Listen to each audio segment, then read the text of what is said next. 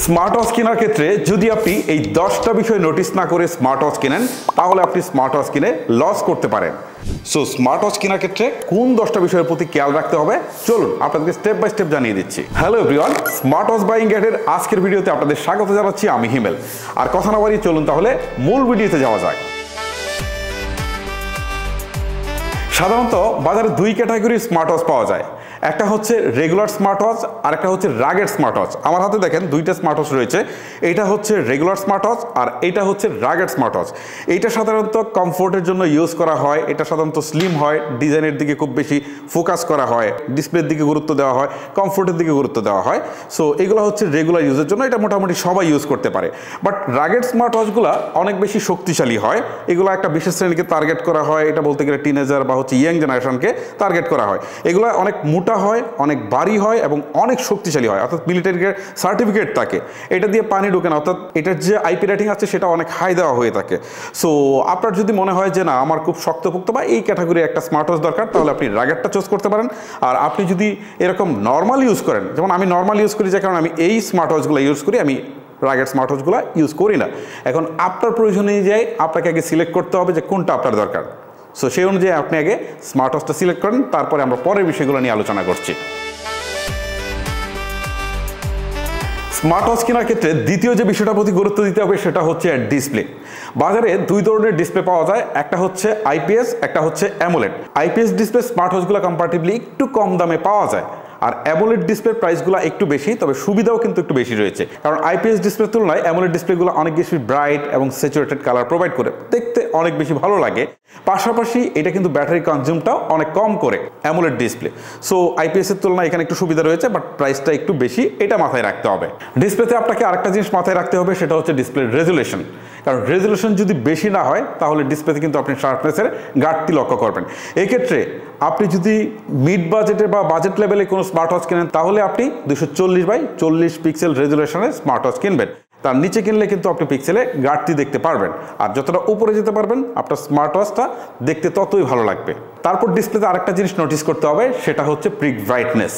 যদি আপনি মিড লেভেলে কোনো স্মার্ট ওয়াচ কিনেন, ঠিক আছে, তাহলে আপনাকে নোটিস করতে হবে যে 500 থেকে 800 যেন পিক ব্রাইটনেস থাকে।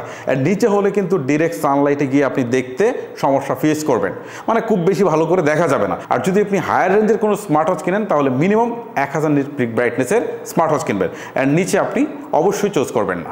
ডিসপ্লেতে আপনাকে আরেকটা জিনিস নোটিস করতে হবে, সেটা হচ্ছে প্রোটেকশন। কারণ ডিসপ্লেতে যদি কোনো প্রকার প্রোটেকশন না থাকে তাহলে স্ক্র্যাচ পড়ে যেতে পারে ডিসপ্লেতে, বা খুব সহজে ডিসপ্লেটা ভেঙে যেতে পারে।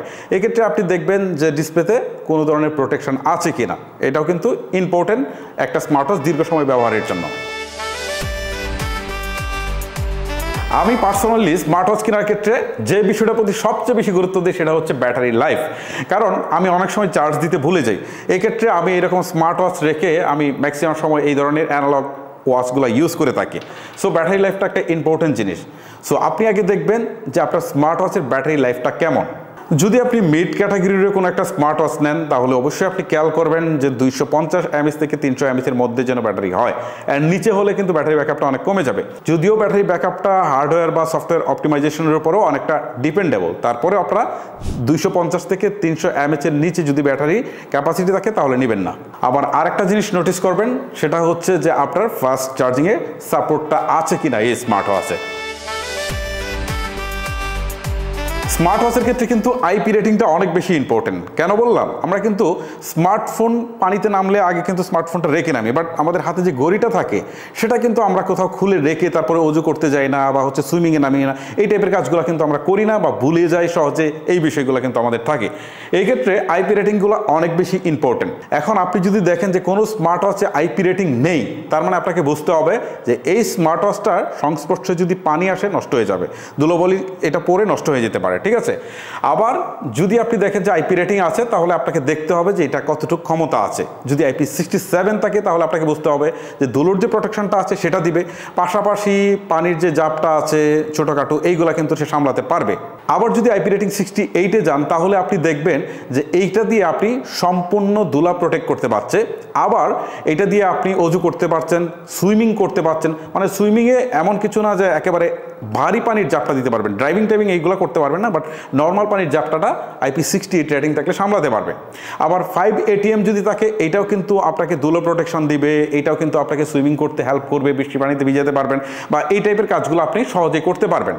আবার যদি আপনার মনে হয় যে ড্রাইভিংয়ের মতো বা হেভি প্রেশারের দরকার আছে আপনার গড়িতে, মানে এই ধরনের হেভি প্রেশার পড়তে পারে, তাহলে আপনি 10 ATM রেটিংয়ের স্মার্ট ওয়াচগুলো চুজ করবেন। আচ্ছা, আরেকটা কথা বলতে ভুলে গিয়েছিলাম, সেটা হচ্ছে 3 ATM ওয়াটার রেটিং কিন্তু আরেকটা আছে।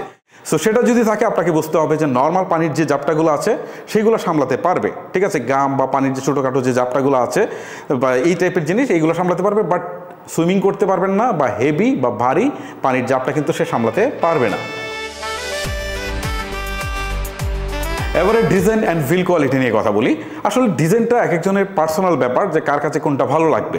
সো ডিজাইনটা আপনি আপনার মতো চুজ করে নেবেন, এটা নিয়ে আসলে আমি তেমন কিছু বলছি না। তবে ভিল কোয়ালিটি নিয়ে একটু কথা বলার আছে। সো বাজারে কিন্তু বেশ কয়েক ধরনের স্মার্ট ওয়াচ পাওয়া যায়, যেমন প্লাস্টিকের পাওয়া যায়, মানে বিল ম্যাটেরিয়ালগুলো প্লাস্টিক হয়ে থাকে, আবার মেটাল হয়ে থাকে, ঠিক আছে, বা স্টেনলেস স্টিল হয়ে থাকে। এরকম শক্তিশালী কিন্তু অনেক ধরনের ভিল কোয়ালিটি স্মার্ট ওয়াচ পাওয়া যায়। সো এখানে আরেকটা জিনিস মাথায় রাখতে হবে, ভিল কোয়ালিটি ভালো হলে কিন্তু স্মার্ট ওয়াচের প্রাইসও কিন্তু বাড়ে।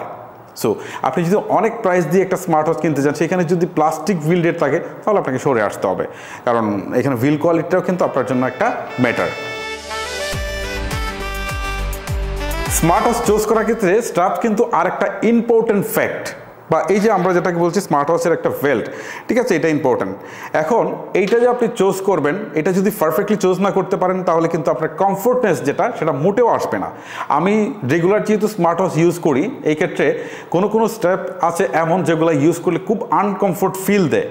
আবার অনেকেরই কিন্তু অ্যালার্জিজনিত প্রবলেম আছে বা চুলকানির প্রবলেম আছে। দেখা গেল যে আমি পার্সোনালি আমার কথা বলি, আমি যদি নাইলন বা প্লাস্টিকের যদি এগুলো ইউজ করি না, তখন দেখা যায় আমার চুলকানি শুরু হয়ে যায়। বাট এটা হচ্ছে আমার লেদারের, আমি এটা ম্যাক্সিমাম সময় ইউজ করি, লেদারেরটা আমার আবার চুলকায় না। এটা আমার জন্য আমি বলছি, বাট এটা সবার জন্য না, জাস্ট আমি প্র্যাকটিক্যালি বললাম। বাজারে কিন্তু এই প্লাস্টিক, নাইলন বা লেদার এবং মেটাল সহ আরও অনেক ধরনের কিন্তু এই ধরনের বেল্ট কিন্তু পাওয়া যায়। সো আপনার জন্য আসলে কোনটা পারফেক্ট সেটা আপনি আগে দেখবেন যে আপনি কোনটার সাথে সুইট করতে পারেন, সেই অনুযায়ী আপনি চুজ করবেন। তা না হলে আপনি হুটহাট করে একটা কিনে নিয়ে আসলেন, কিছুদিন ইউজ করতে গিয়ে দেখলেন যে না, এটা আসলে মোটেও আপনাকে কমফোর্ট ফিল দিচ্ছে না, তখন কিন্তু দেখা গেল যে আপনি লস করে ফেলছেন। আর স্মার্ট ওয়াচ কেনার ক্ষেত্রে আরেকটা জিনিস নোটিস করবেন যে এইগুলো আসলে চেঞ্জ করা যায় কিনা, ঠিক আছে, এই স্টেপগুলো আসলে চেঞ্জ করা যায় কিনা। যদি চেঞ্জ করা যায় তাহলে কিন্তু প্লাস পয়েন্ট, আর না হলে কিন্তু পুরো টাকাটা আপনার লস হবে। আপনারা তো জানেন যে স্মার্ট ওয়াচে বিভিন্ন ধরনের সেন্সর থাকে, যেমন heart rate, blood oxygen, sleep monitor, এছাড়াও জিপিএস ট্র্যাকিংয়ের মতো আরও অনেক ধরনের সেন্সর কিন্তু থাকে। সো সেইগুলো দিয়ে কিন্তু আমরা স্মার্ট ওয়াচ থেকে অনেক কিছু কিন্তু আমরা আসলে মনিটর করতে পারি। এক্ষেত্রে আপনি দেখবেন যে আপনি যে স্মার্ট ওয়াচটা নিতে চাচ্ছেন, যেটাকে চুজ করেছেন, সেইগুলার আসলে সেন্সরগুলো কেমন কাজ করে, কারণ এটা তো আপনি দোকানে গিয়ে তার সামনে চেক করতে পারবেন না।